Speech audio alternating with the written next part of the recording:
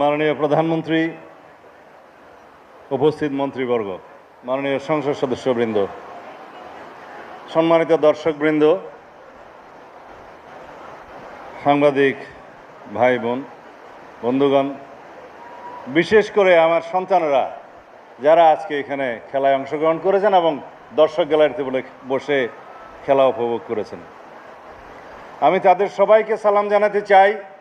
সারা বাংলাদেশে এই মৌসুমে প্রাথমিক স্তরে যারা খেলায় সরাসরি অংশগ্রহণ করেছেন এবং খেলা দেখেছেন, উপভোগ করেছেন, তার সংখ্যা আমি প্রাথমিক এবং গণশিক্ষা প্রতিমন্ত্রীর সাথে কথা বলছিলাম, কত হতে পারে আনুমানিক। বললেন 20 লক্ষাধিক হবে, যারা 22 লাখের উপরে হবে। যারা খেলা উপভোগ করেছেন তাদের সংখ্যা নিশ্চয়ই তার কয়েক গুণ হবে, অনেক গুণ হবে।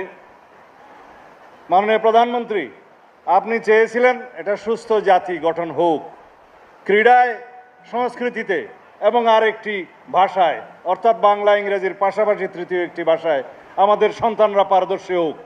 এদেশের সমস্ত শিক্ষার্থী তাদের দুই হাতকে কর্মের হাতে পরিণত করুক। আপনি চেয়েছিলেন, নির্বাচনী ইশতেহারে আপনি সেটা প্রতিফলন করেছেন এবং আমাদের 31 দফার তার প্রতিফলন আছে। সেটা বাস্তবায়নের জন্য আজকে মাত্র 3 মাস, 3.5 মাস এই সরকারের বয়স হয়েছে, আপনি বাস্তবায়িত করে ফেলেছেন প্রায় অর্ধেক। এটা হচ্ছে তার নমুনা। জাতীয়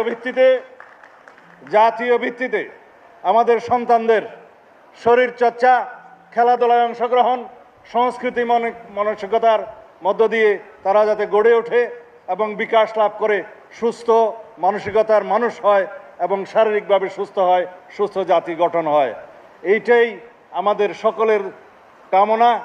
কিন্তু বাস্তবায়ন করে যাচ্ছেন আপনি আপনার নির্বাচনী ম্যানিফেস্টোর মধ্য দিয়ে, বরাদ্দের মধ্য দিয়ে এবং শিক্ষা ব্যবস্থায় তার নির্ধারিত কর্মসূচি প্রণয়নের মধ্য দিয়ে।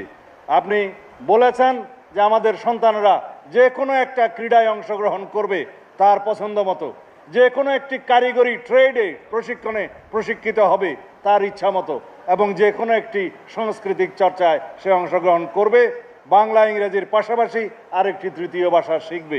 সব কিছুই আপনি প্রণয়ন করেছেন, নীতিমালা এনেছেন, কার্যকর করেছেন, বাজেটে বরাদ্দ দিয়েছেন, অনুশীলন শুরু হয়েছে। এটাই জাতি দেখতে চায়। ধন্যবাদ মাননীয় প্রধানমন্ত্রী। আমি আজকে যারা বিজয়ী হয়েছে তাদেরকে অভিনন্দন জানাচ্ছি, যারা রানার্স আপ হয়েছে তাদেরকে অভিনন্দন জানাচ্ছি, তারা আগামীতে চ্যাম্পিয়ন হবে। যারা তৃতীয় হয়েছে, চতুর্থ হয়েছে তাদেরকে অভিনন্দন জানাচ্ছি।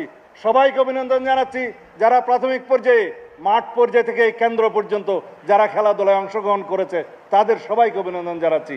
যারা খেলা উপভোগ করে দেখে তাদেরকে অনুপ্রাণিত করেছে, উৎসাহিত করেছে, তাদের সকলকেও ধন্যবাদ জানাচ্ছি। ধন্যবাদ মাননীয় প্রধানমন্ত্রী। খোদা হাফেজ।